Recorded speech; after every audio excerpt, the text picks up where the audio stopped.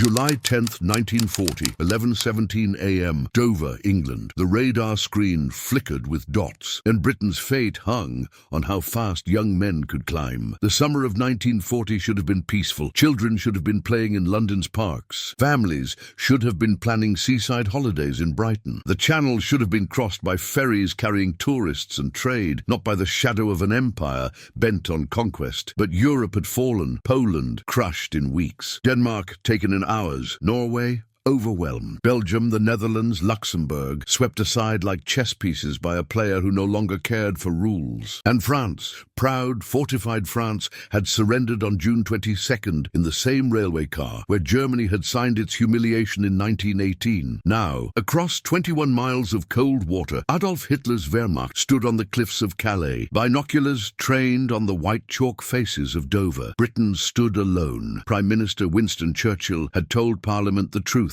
in words that would define a generation. The Battle of France is over. The Battle of Britain is about to begin. He did not sugarcoat it. He did not promise easy victory. He promised only blood, toil, tears and sweat, and the certainty that if Britain fell, the world would descend into darkness. But Hitler had a problem. The English Channel was narrow, yes, but it was deep, cold and defended. The Royal Navy ruled those waters with a ferocity born of 3 centuries of maritime dominance. Any invasion fleet would be shredded before it reached the beaches. Operation Sea Lion, Germany's plan to invade Britain, could only succeed if one condition was met first. The Luftwaffe had to destroy the Royal Air Force. Hermann Göring, Reichsmarshal of the Luftwaffe, was confident. His air force had dominated every battlefield in Europe. It had turned Warsaw into rubble. It had terrorized Rotterdam into surrender. It had sent the British Expeditionary Force fleeing across the beaches of Dunkirk. Göring believed that Britain's airmen were no different, that within weeks, perhaps days, the RAF would be wiped from the skies. He was wrong, but no one knew that yet. RAF Biggin Hill, Ghent, July 9th, 1940. Evening Flight Lieutenant Peter Townsend sat in the officers' mess, a cup of tea cooling in his hands. Around him, other pilots from No. 43 Squadron played cards, smoked cigarettes, wrote letters home. The gramophone played Glenn Miller softly in the corner. It was almost normal. Almost Townsend was 25 years old. He had flown Hurricanes over France during the retreat and had seen what the Luftwaffe could do. He had watched Stukas dive like birds of prey onto columns of refugees. He had seen Messerschmitt 109s tear through bomber formations with clinical precision. He had watched friends spiral into the earth, trailing smoke and flame, and now they were coming here. The operations room had been buzzing all day with reports. Reconnaissance flights showed German bombers massing at airfields across France and Belgium. Convoys in the Channel were being probed by enemy fighters. The radar stations, those strange new towers along the coast, were picking up formations larger than anything seen before. Everyone knew what was coming. The question was when. A young pilot officer, barely 20 years old, looked up from his cards. "Think they'll really try it, sir? An invasion?" Townsend met his eyes. "If they do, they'll have to go through us first." The room fell quiet. No one spoke the truth aloud, that there weren't enough of them, that the RAF had fewer than 700 operational fighters against the Luftwaffe's 2,800 aircraft, that every pilot lost was irreplaceable, every Hurricane and Spitfire precious beyond measure. But they also knew something the Germans didn't yet understand. They were fighting over home. Every field below them was England. Every village, every farm, every church steeple. If they were shot down, they could bail out, land in a pasture, and be back in the air the next day. The Germans, they'd be prisoners or dead in the Channel. And there was something else, something Churchill had recognized when others hadn't. Air Chief Marshal Hugh Dowding, the quiet, methodical commander of RAF Fighter Command, had built a system. Not just planes and pilots, but an integrated defense network, unlike anything the world had seen. Radar stations detected incoming raids. Observer Corps volunteers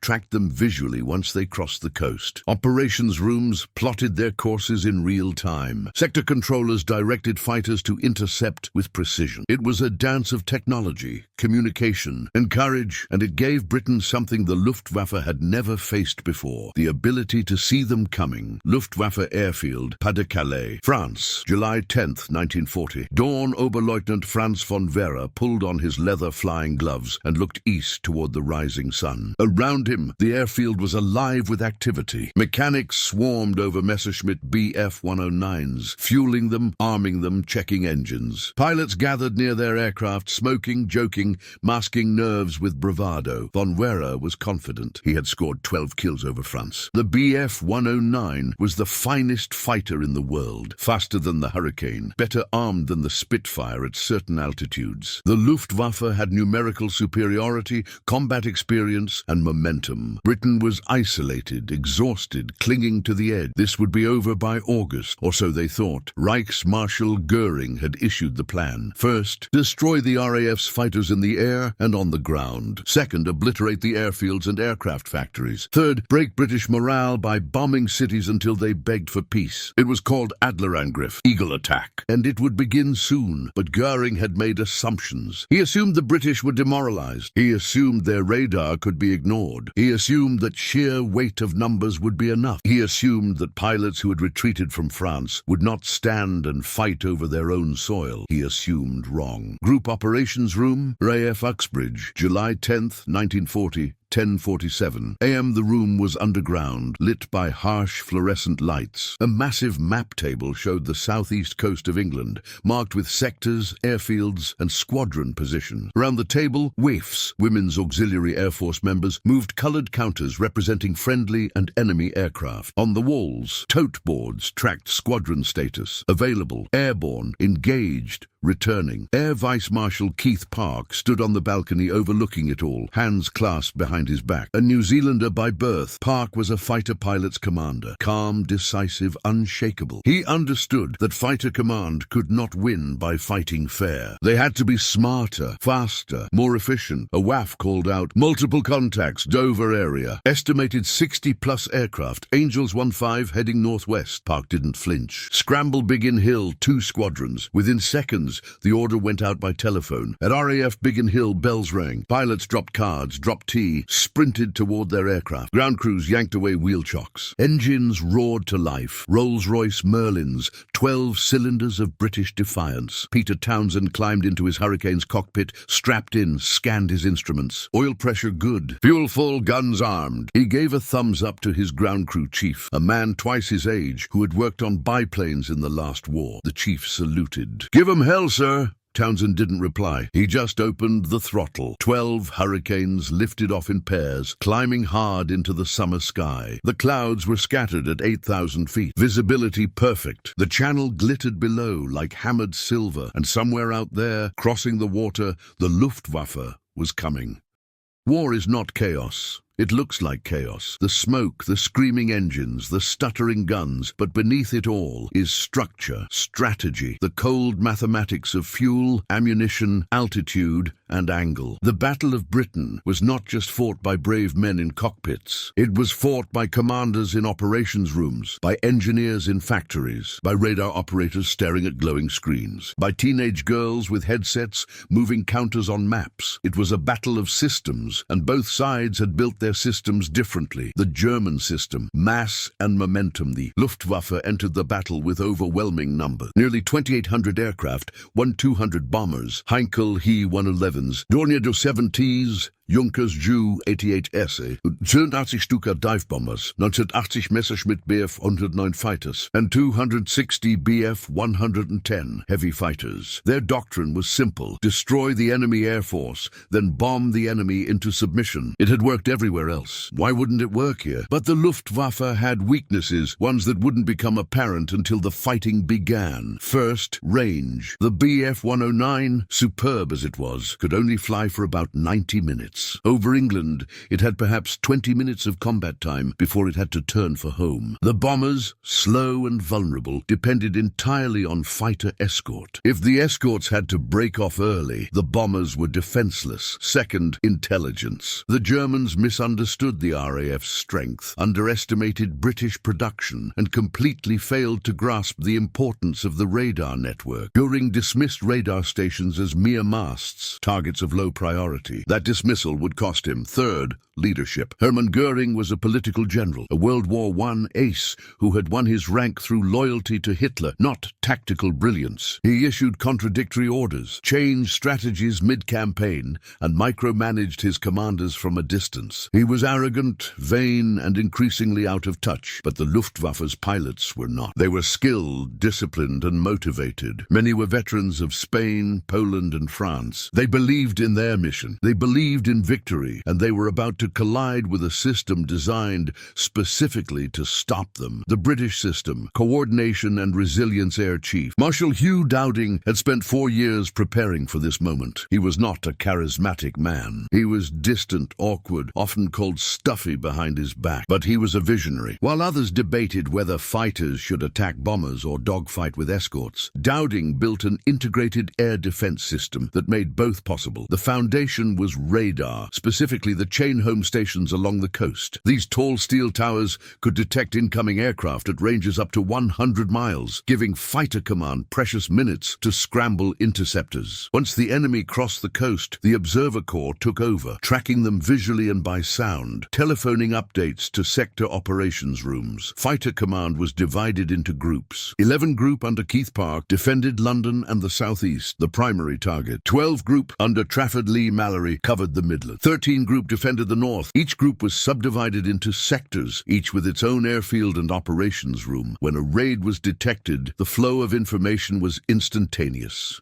Radar plotted the track. Ops rooms assessed the threat. Sector controllers scrambled squadrons and directed them to intercept. Pilots received vectors by radio, guiding them onto the enemy with minimal wasted time and fuel. It was elegant, efficient, and it worked. But Dowding's system had a fatal vulnerability. The fighter pilots themselves. There weren't enough of them. Fighter Command began the battle with about 1,100 pilots. Losses could be replaced by planes. Factories were churning out Hurricanes and Spitfires faster than expected. But pilots took months to train. Lose too many experienced flight leaders, and the entire system would collapse. Dowding knew this. So did Park. So did every squadron commander who watched young men climb into cockpits for the first time. And every day, more of them didn't come back. Aircraft, the tools of battle, the Hawker Hurricane, was the workhorse. Rugged, stable, easy to repair. It carried 8 303 machine guns and could absorb tremendous damage. It wasn't glamorous, but it was reliable, and reliability wins wars. The Supermarine Spitfire was the legend. Sleek, fast, agile. Pilots loved it. It could turn inside a Bf-109 and climb almost as well. Its elliptical wings became the symbol of British defiance. The Messerschmitt Bf-109 was their equal, arguably superior at high altitude. It had fuel injection. The British had carburetors, which cut out in negative G, better climb rate and heavier armament. But it had that fatal weakness, range. The bombers, Heinkels, Dorniers, Junkers were lumbering targets without escort. Their defensive guns were inadequate. One Hurricane or Spitfire coming in from the right angle could cripple a bomber in a single pass. And the Stuka, the Ju-87 dive bomber that had terrorized Europe over Britain, it was a death trap. Slow, underarmed, helpless against modern fighters. By mid-August, the Stukas would be withdrawn entirely. This was not France. This was not Poland. This was home, and the British fought like it.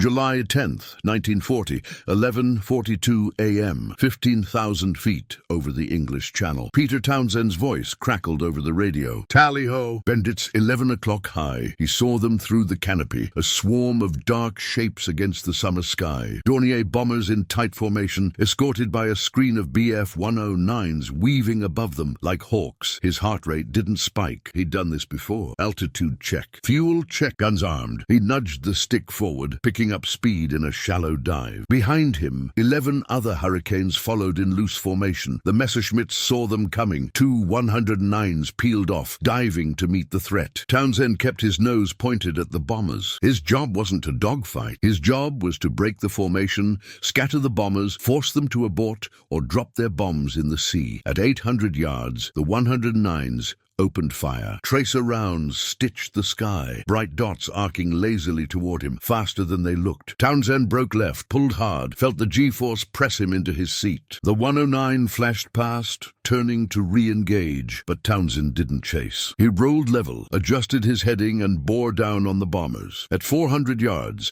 he could see the black crosses on their wings. At 300 yards, he could see the rear gunners swiveling their weapons toward him. At 200 yards, he pressed the firing button. 8 machine guns roared. The Hurricane shuddered. Spent casings tumbled out glittering in the sun. Tracer rounds converged on the lead Dornier. Hits sparkled along its fuselage. Smoke poured from its starboard engine. The bomber dropped out of formation, trailing fire. Townsend didn't watch it fall. He was already lining up on the next one. But then, something hammered into his Hurricane. A burst of cannon fire from a 109 he hadn't seen. His instrument panel exploded. Wind screamed through a hole in his canopy. The stick went sluggish. He rolled inverted, pulled into a split S, diving for the clouds. The 109 followed, firing again. More hits. The Hurricane shook violently. Townsend tasted blood. He'd bitten his tongue. At 5,000 feet, he leveled off. The 109 was gone, probably low on fuel. Townsend looked around. The sky was empty. The fight had moved on. He checked his instruments. Oil pressure dropping. Coolant temperature rising. He wasn't going to make it back to Biggin Hill. He aimed for the coast. Group operations room, 12:04 p.m. Hurricane damaged. Landing at Hawkinge. Spitfire from 54 Squadron. Pilot bailed out. Safe. Bandit formation dispersed. Bombs dropped in channel. No damage. Keith Park listened to the reports, expressionless. First blood to the RAF. The convoy under attack had survived. 2 German bombers confirmed destroyed. 2 more probables. Cost: 1 Hurricane damaged, 1 Spitfire lost, pilot safe, acceptable. But this was just the beginning. Over the next week, the Channel battles, what followed were the Kanalkampf, the Channel battles.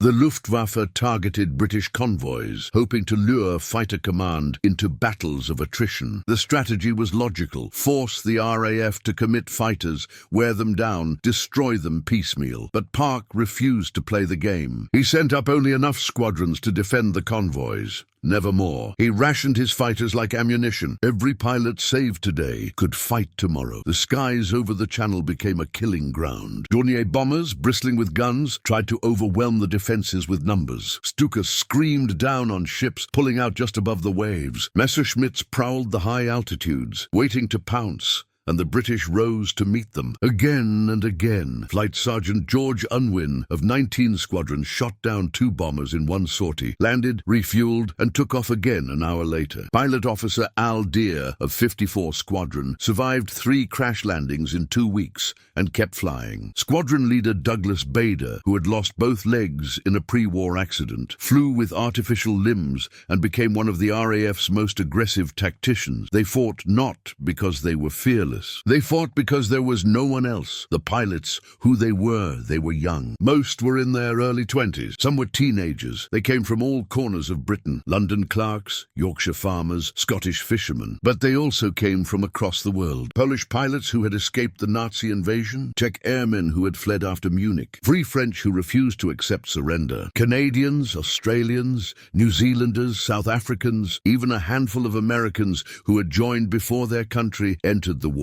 They were called the Few, and they were exhausted. Fighter pilots flew multiple sorties per day. They woke before dawn, sat in dispersal huts waiting for the phone to ring, scrambled at a moment's notice, fought for their lives, landed, refueled, and did it again. They ate when they could, slept when they could, wrote letters home when they thought they wouldn't be back to finish them. Some cracked under the strain. They developed 1,000-yard stares, tremors, nightmares. The term combat fatigue didn't exist yet, but the condition did. Commanders quietly rotated men out when they saw the signs. No shame, no judgment, just survival, because the battle was about to get worse. August 13th, 1940, Adlertag, Eagle Day. Hermann Göring stood on the cliffs of Cap Blanc-Nez, binoculars trained on England. Behind him, staff officers waited nervously. Today was Adlertag, Eagle Day, the day the Luftwaffe would break the RAF once and for all. The plan was ambitious. Mass raids across southern England, overwhelming fighter command's defences,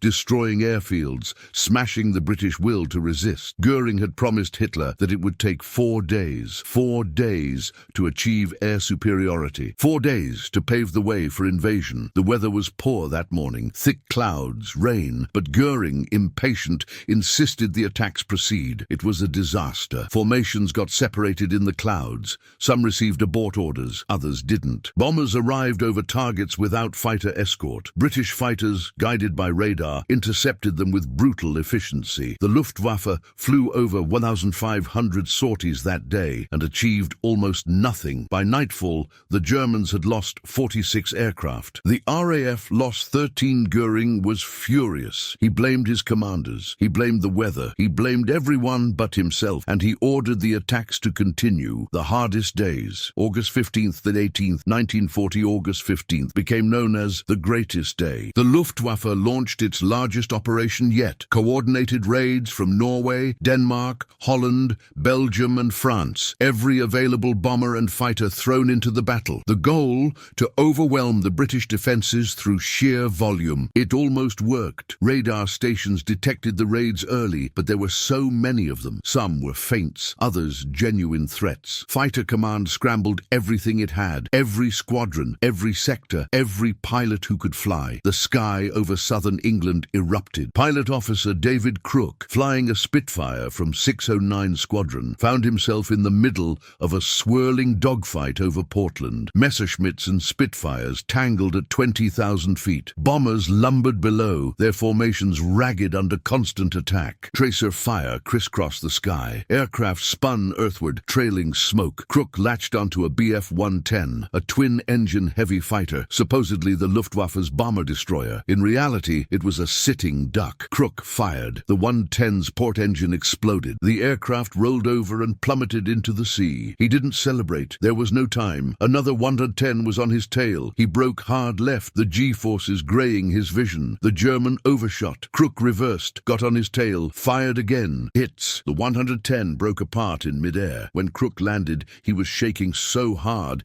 he could barely unbuckle his straps. His ground crew found 37 bullet holes in his Spitfire. He was airborne again. 90 minutes later, across the channel, the Luftwaffe was learning a terrible truth. They were not fighting demoralized remnants. They were fighting a motivated, well-coordinated defense that was getting better with every engagement. German losses on August 15th, 75 aircraft. British losses, 34. But numbers alone didn't tell the story. The RAF was losing pilots faster than they could be replaced. Dowding watched his reserves dwindle. Some squadrons were down to half strength. Pilots who should have been resting were flying 4, 5, 6 sorties a day. Flight Lieutenant James Nicholson of 249 Squadron was shot down over Southampton on August 16th. His Hurricane caught fire. Flames filled the cockpit. He was about to bail out when he saw a Messerschmitt in front of him. Nicholson, engulfed in fire, steadied his burning aircraft, lined up the shot, and fired. The 109 went down. Only then did Nicholson bail out. He landed with severe burns, over 40% of his body. He was awarded the Victoria Cross, the only fighter command pilot to receive it during the entire war. The shift targeting the airfields by late August, the Luftwaffe changed tactics. Göring, finally listening to his field commanders, ordered attacks focused on RAF airfields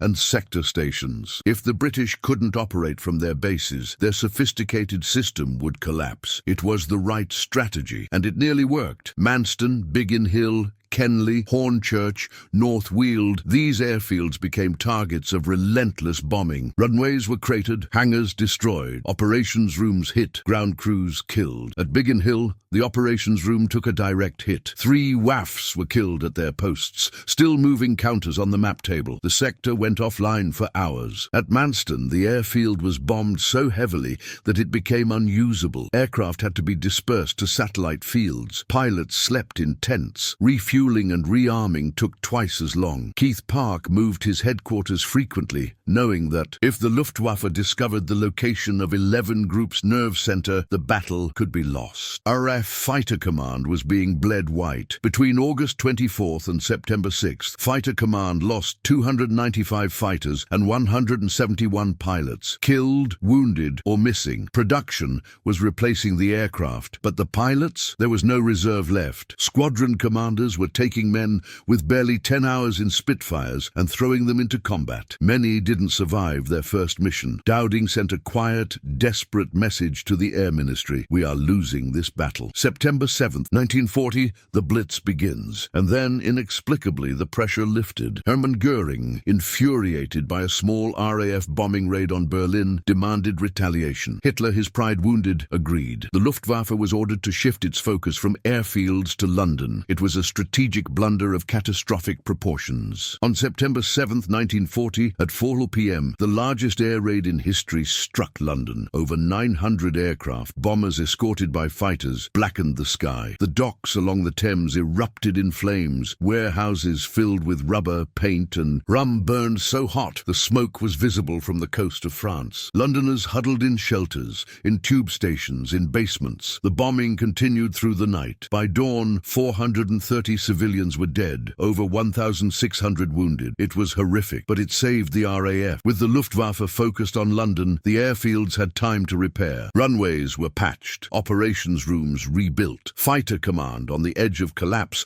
was given the breathing room it desperately needed. Keith Park stood in his operations room and allowed himself a thin smile. The Germans had blinked first. September 15th, 1940, the culmination. The date would later be chosen as Battle of Britain Day. At 11:30 a.m., radar stations detected a massive formation building over Calais. Hundreds of aircraft, the largest raid yet. Target: London. Air Vice Marshal Park was at Uxbridge, watching the map table. He ordered every available squadron into the air. 12 squadrons from 11 Group, 5 more from 12 Group. Winston Churchill was visiting that day. He stood beside Park on the balcony, watching the WEFs move counters across the table. Squadron after squadron engaged. Churchill leaned over to Park. "What reserves do we have?" Park didn't hesitate. "There are none." Churchill said nothing. He simply stood there, watching young women track a battle that would decide the fate of civilization. Over London, 12:15 p.m., the sky was a madhouse. Pilot Officer Geoffrey Wellham, 19 years old, flying a Spitfire from 92 Squadron, climbed hard toward the bomber stream. There were so many aircraft he couldn't count them, just a mass of black shapes,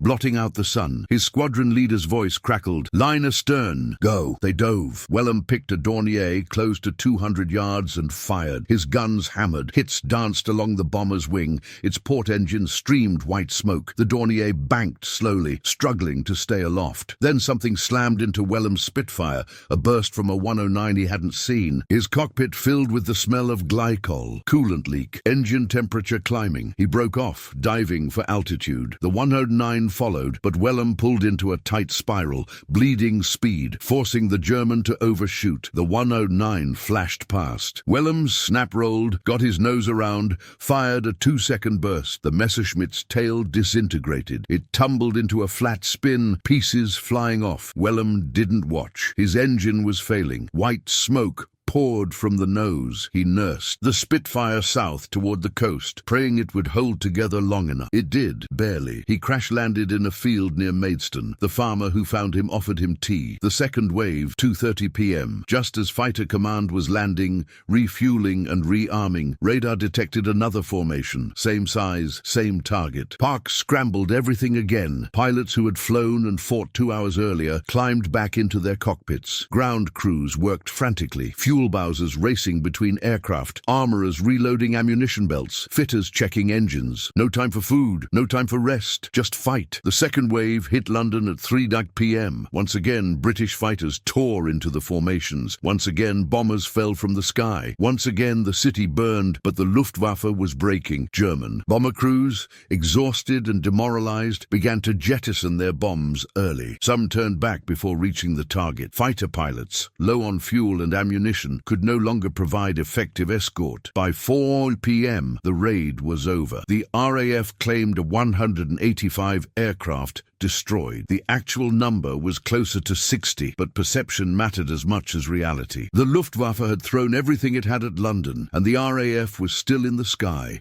still fighting. Göring's promise of a quick victory was broken. Hitler postponed Operation Sea Lion indefinitely. The invasion would never come. Why Germany lost. The Battle of Britain was decided by margins. The Luftwaffe never understood that destroying the RAF meant more than shooting down planes. It meant shattering shattering the system, the radar, the operations rooms, the sector stations, the communication network. When they finally targeted those systems in late August, they nearly succeeded. But they abandoned the strategy too soon, shifting to city bombing before the job was done. The Bf-109's limited range meant bomber formations were vulnerable. British fighters could choose when and where to engage, conserving fuel, maximizing effectiveness. German pilots, crossing the Channel twice per mission, often arrived over England already low on fuel. The RAF fought a defensive battle, and in a defensive battle, the defender has every advantage. Damaged aircraft could land at friendly airfields. Pilots who bailed out could be back in combat the next day. German aircrews who went down over England were lost, captured, or killed. And perhaps most importantly, the British refused to quit. When the Luftwaffe bombed London, they expected panic. They expected collapse. They expected Churchill's government to negotiate. Instead,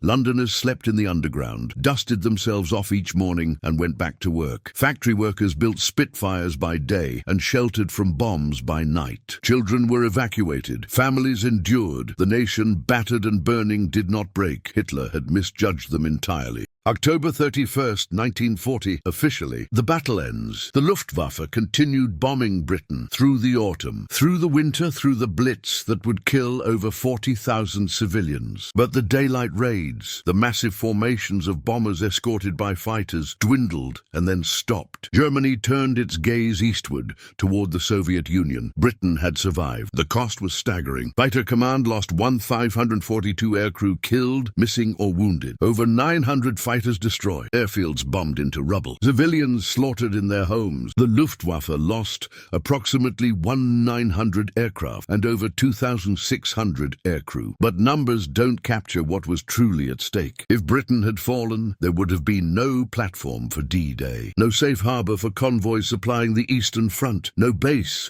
from which to bomb German industry, no Churchill broadcasting defiance to an enslaved Europe. The world would have been darker, immeasurably darker. The pilots, what became of them? Many of the few did not survive the war. They flew again over Malta, over the Western Desert, over Normandy. Some were shot down, some crashed, some simply wore out. Too many missions, too many losses, too many friends gone. Peter Townsend survived the war, married and later wrote memoirs about the battle. Geoffrey Wellham lived to be 96, never quite escaping the memories of being 19 and terrified and fighting for his life. Eldir became a wing commander and mentor to younger pilots, passing on the lessons learned in blood over Kent. The Polish pilots, who had fought with ferocity born of rage and exile, returned to a homeland occupied by a different totalitarian regime. Many never went back. They settled in Britain, opened shops, drove taxis, lived quiet lives far from the skies where they had once been heroes. The women of the WAF, the radar operators, the plotters, they returned to anonymity. For decades, their contributions were footnoted, overlooked. Only recently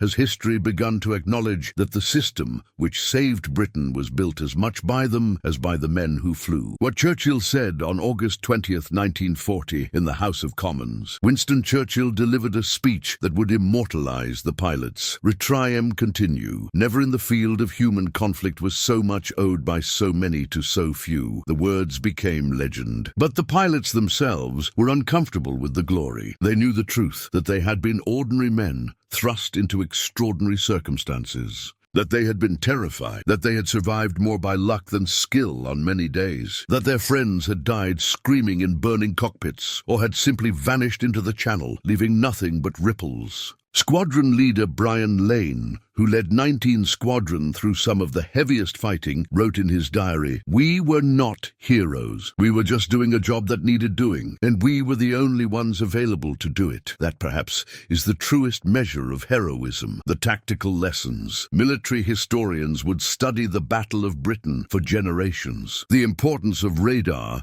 and integrated defense systems, the value of fighting over friendly territory, the limitations of strategic bombing without ground invasion, the the critical role of pilot reserves and training infrastructure, the danger of underestimating an opponent's will to resist. But there was something else, something harder to quantify, the psychological dimension. The Luftwaffe expected a broken enemy. They found defiance. German bomber crews, after weeks of missions over England, began to show signs of what would later be called operational fatigue. They had been promised a quick victory. Instead, they faced relentless opposition, heavy losses, and missions that grew longer and more dangerous as summer turned to autumn. British pilots, fighting over their own homes, drew strength from what they defended. Every takeoff from a grass airfield in Kent was a fight for that field, for that village, for the people who lived there. The personal became strategic, and in war, morale matters as much as machines. The civilians, the unsung defenders, while the pilots fought in the sky, millions on the ground endured. Air raid wardens patrolled blacked-out streets, watching for fires, guiding people to shelters. Firefighters battled blazes that consumed entire neighborhoods, working through the night as bombs fell around them. Nurses treated casualties in overwhelmed hospitals. Rescue workers dug through rubble with their bare hands, searching for survivors. On September 7th, when the first massive raid hit London, the docks erupted in an inferno. Firefighters from across the city converged on the Thames. They worked for 12 hours straight, exhausted, choking on smoke, as wave after wave of bombers returned through the night. By dawn, the fire was contained, but not extinguished. It would burn for days. In the East End, families emerged from shelters to find their homes destroyed. They salvaged what they could, a photograph, a piece of furniture, a child's toy, and moved in with relatives, or into emergency housing, or simply rebuilt. There was no grand strategy to civilian resilience. It was simply the accumulation of a million small acts of courage. The mother who read bedtime stories in a bomb shelter, the shopkeeper who reopened the next morning despite shattered windows, the postman who delivered mail through streets littered with debris. The Luftwaffe could destroy buildings. They could not destroy that. The turning point, why it mattered, 1940, was the year democracy nearly died. France had fallen, the Low Countries overrun, Scandinavia occupied, Eastern Europe crushed. The Soviet Union was still allied with Nazi Germany through the Molotov-Ribbentrop Pact. The United States was neutral, determined to stay out of Europe's wars. Britain stood alone, the last democracy in Western Europe. If the RAF had been defeated, if Operation Sea Lion had succeeded, the consequences would have echoed through the century. Without Britain as a base, the eventual liberation of Europe would have been infinitely more difficult, perhaps impossible. The Holocaust would have proceeded without even the limited interference Allied bombing and military pressure provided. The Mediterranean would have become an Axis lake, the Atlantic a German highway. The Battle of Britain did not win the war, but it prevented the war from being lost. It bought time for America to awaken, time for Hitler to make his fatal mistake and invade the Soviet Union, time for resistance movements to organize, time for hope to survive.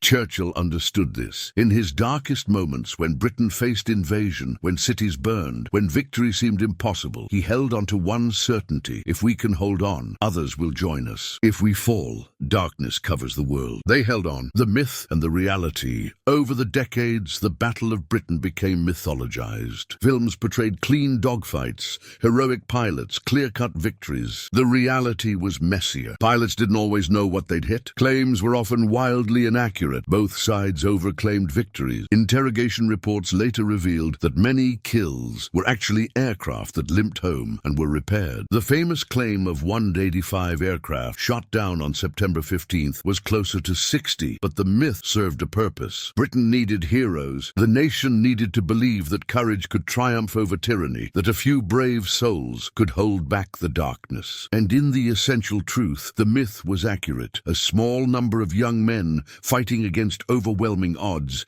had saved their country. The pilots themselves rarely spoke of their experiences. Survivor's guilt haunted many. Why did I live when so many friends died? Was I better or just luckier? Those questions had no good answers. Flight Lieutenant Bob Doe, who survived the battle and the war, said decades later, "We weren't supermen. We were scared boys who found ourselves in a situation where running wasn't an option. So we fought, and some of us got through it." That simple honesty is more powerful than any mythology. apologizing. September 15th, 1980. 40 years later, on the 40th anniversary of Battle of Britain Day, a ceremony was held at Westminster Abbey. The surviving pilots attended, old men now, in their 60s and 70s, medals pinned to civilian suits. Some came in wheelchairs. Many came alone, their squadron mates long dead. The Queen spoke. The Prime Minister spoke. Hymns were sung, but the most powerful moment came when the veterans stood and the Abbey fell silent. These were the men who had flown Spitfires and Hurricanes through fire and fear, who had fought 6 times in a single day and taken off again the next morning, who had lost friends, lost comrades, and kept fighting because there was no alternative. A young boy in the audience, perhaps 8 years old, watched them stand. He leaned over to his mother and whispered, "Were they really heroes?" His mother looked at the old men, at their weathered faces and quiet dignity, and nodded. Yes, but they never thought so. That perhaps is the final truth of the Battle of Britain. The men who saved Britain never saw themselves as saviors. They saw themselves as mechanics, clerks, farmers, students, ordinary people who happened to be in the right place at the right time, with the right skills, when their country needed them most. And they answered the call. The last flight, Wing Commander Tom Neal, one of the last surviving Battle of Britain pilots, flew for the final time in 2014. He was 94 years old. A friend took him up in a light aircraft over the Kent countryside, over the fields where he had learned to fly, over the airfields where he had scrambled so many times in 1940. From the cockpit he looked down at England. Green fields, quiet villages, church steeples catching the afternoon light. Peaceful, safe. He thought about the boys he had known, the ones who hadn't come back, the ones who had died at 20, at 19, at 18, younger than his own grandchildren were now. "We were just doing our job," he said quietly, "but I'm glad we did it well." The plane circled once more, then headed back to the airfield. As they descended through the summer sky, Tom Neal closed his eyes and remembered what it felt like to be young and terrified and airborne, and for just a moment, 74 years fell away, and he was 21 again, climbing into a hurricane with the channel ahead and the fate of the world in his hands. Epilogue, November 2024. The last surviving pilot of the Battle of Britain passed away in recent years. Their names are inscribed on memorials. Their photographs hang in museums. Their stories are taught in schools. But the lesson endures, that courage is not the absence of fear, but the choice to act despite it. That ordinary people, when tested, can achieve extraordinary things. That freedom is never free. It is bought with sacrifice, vigilance, and the willingness to stand when others might flee. The Battle of Britain was fought in the skies over England in the summer and autumn of 1940, but it was won in the hearts of people who refused to surrender, who chose defiance over defeat, who believed that some things are worth fighting for, even when victory seems impossible. The sky was their battlefield. The sky was their last wall, and they held. Final frame, fade to black, a single. Spitfire flies across a twilight sky, silhouetted against the setting sun. The engine's roar fades to silence. On the horizon, the white cliffs of Dover glow in the dying light. A voice, older now, weathered by time, speaks one last time. "They asked us to hold the line. We didn't know if we could. We only knew we had to try. And when morning came, and we were still there, we realized something. Courage isn't about not being afraid. It's about being afraid and climbing into that cockpit anyway. Because someone has to. Because if not us, then who?" The Spitfire banks gently, turns toward home. The screen fades to black. White text appears. The Battle of Britain. July 10th, October 31, 1942, 9:36. Allied aircrew participated. 544 were killed. They were called the Few. They saved the world. A question for you: if you had been a pilot in the summer of 1940, knowing the odds, knowing the cost, knowing that every takeoff might be your last, would you have climbed into that cockpit, or would you have found a reason to stay on the ground? Because that choice, made by teenagers and 20-somethings over a few desperate months, decided whether darkness or light would shape the next century. In war, there are no clean victories. But there are moments when ordinary people choose to be extraordinary. Was this one of those moments? History remembers the date, but do we remember the choice?